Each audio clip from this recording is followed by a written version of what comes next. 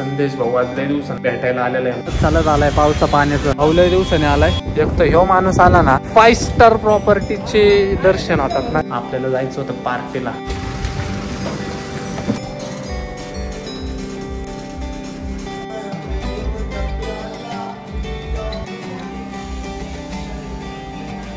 जेव्हा आपण काहीतरी मोठा धमाका देणार तेव्हा 100% लोक म्हणणार भाऊ करून दाखवलं. रात्रीचे वाजले 2:35 बघा.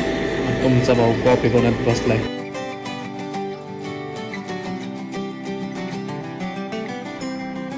तर जय श्रीराम पब्लिक, स्वागत आहे तुमचं आपल्या एका नवीन ब्लॉग मध्ये. अब ये कौन है बे? आज लय दिवसानंतर ब्लॉग स्टार्ट करतोय. तुम्हाला सगळ्यांना 11 वाजायची सवय लागली असेल आपली डेलीची, पण एवढ्यात मध्यंतरी भरपूर बिझी असल्यामुळे काय मला ब्लॉग काढता येत नाही.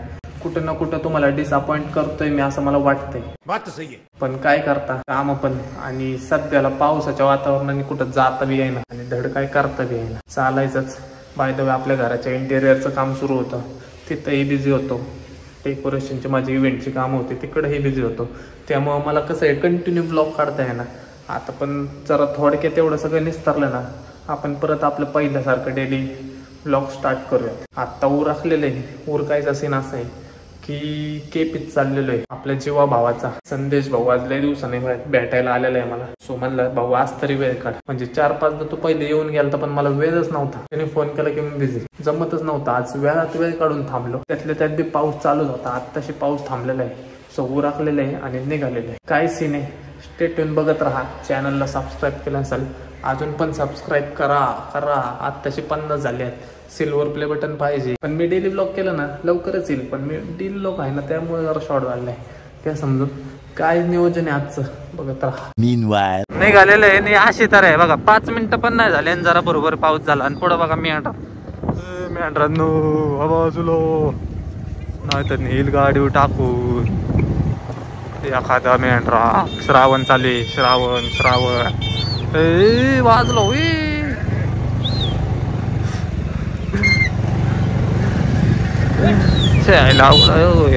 याला कसली गाय झाली बघा. जायची निघालोच आणि परत बरोबर चालू झाले. ह्याच्यामुळे ना कुठं जाऊ वाटण असे तर आहे.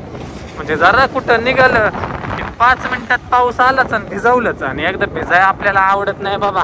मस्त मी विचार केला तर पावसाळा सुरू व्हायच्या आधी की अख्ख्या पावसाळ्यात सगळे गड किल्ले व्हॅलीज धबधबे सगळं पिंजून काढायचं. पण नंतर मग असं एक कानावर यायला लागलं. म्हणलं बाबा मस्त तिकडं व्ह्यू नको येऊन दे, सबस्क्रायबर नको वाढू दे, पण मी जिवंत तरी घरात बसलं पाहिजे. उगाच काय तर करायचं. एक तर माझं नशीब इतकं गांडू आहे ना की मी काय करायला गेलो ना ते उलटच होतं. बोलायची सवय मोडलेली आहे. जरा समजून घ्या मला. जाऊया आणि बघूया. बाई आलाय बघा. दिसतंय का? मस्त आलाय. चालत आलाय पावसा पाण्याचं. पार्ट्या पायी माणूस काय बी करू शकतो. बाईला फक्त म्हणायचं भाऊ पबला जायचंय. भाऊ म्हण आलो. कधी बोल फक्त तू. भाऊ लय दिवसाने आलाय. का आला माहितीये का? पब म्हणल्यावर आलाय. तसं नाही आला.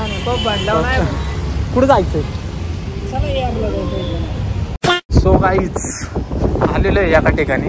एक तर ह्यो माणूस आला ना म्हणजे ह्या माणसाच्या कृपेनेच फक्त आपल्याला 5 स्टार प्रॉपर्टीचे दर्शन होतात नाही का. ह्यो एकमेव माणूस असा आहे की ह्योच आपल्याला फक्त 5 स्टार म्हणजे एकदम लक्झरियस ठिकाणी आणतो.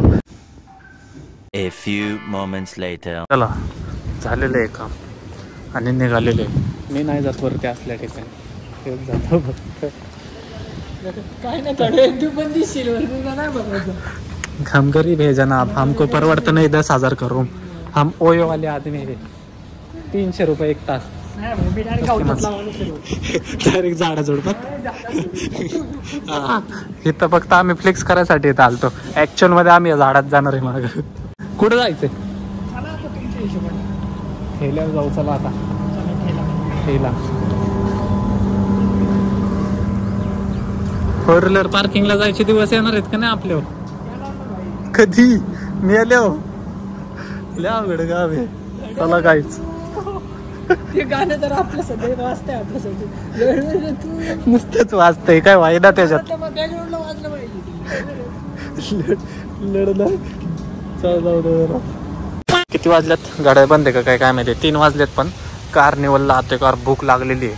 सो जरा कार्निवलला काय तर खाऊया आणि मग बघूया पुढे. कुठं इथं फेअर कटले खुंखार दिसतंय नाही आता. जे भेटेल ते मला म्हणतोय खुंखार दिसतं म्हणून. संध्याकाळी पार्टीला जायचं नियोजन आहे. तो काय चला जेवण झालेलं आहे. जरा निघालो एका ठिकाणी. गावभर फिरून परत आम्ही आलेलो आहे इकडे. दिसलं काय?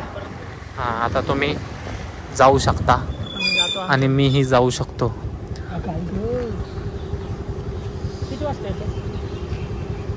निघताना फोन करतो ना. पाऊस नाही आला पाहिजे फक्त आता त्याचा विषय. घालून वाटलं आता तेच काहीतरी. आपल्याकडे दुसरा ऑप्शन नाही. लवकर हां किती वाजलेत आता? अवकाश जाऊ का? चलो बाय बाय. फोन करतो तुला. सो गाई चला भाऊला सोडलेलं आहे आणि आता निघालेलो आहे घरी.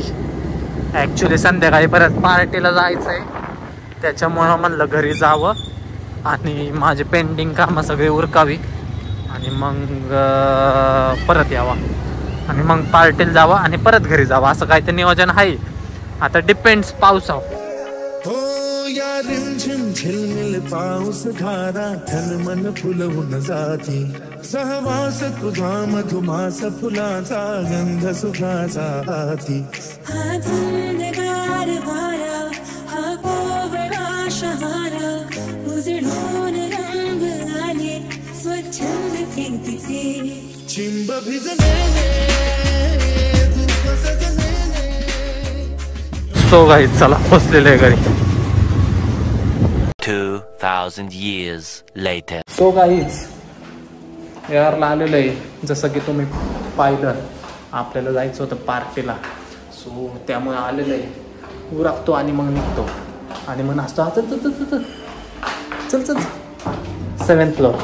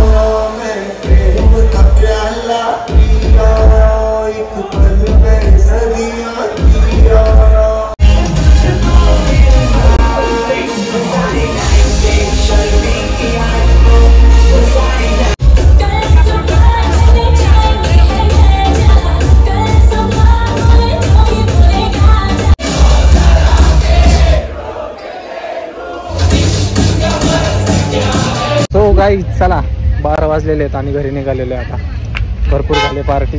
नको रे नको मला का रे पोरींनी येऊ माझ्या ब्लॉग मध्ये. काय नाही होत. काय नाही होत. घरातून मला हाकलून देतील आता शेवट. आलेले आपले. Meanwhile. सो गाईज रातचे 2 वाजलेले आहेत आणि जस्ट पोचलेले. So done for the day. आजचा व्लॉग कसा वाटला कमेंट करून नक्की सांगा. ॲक्च्युली पबचे सगळे सीन एकदम शॉर्टमध्ये टाकलेले आहेत.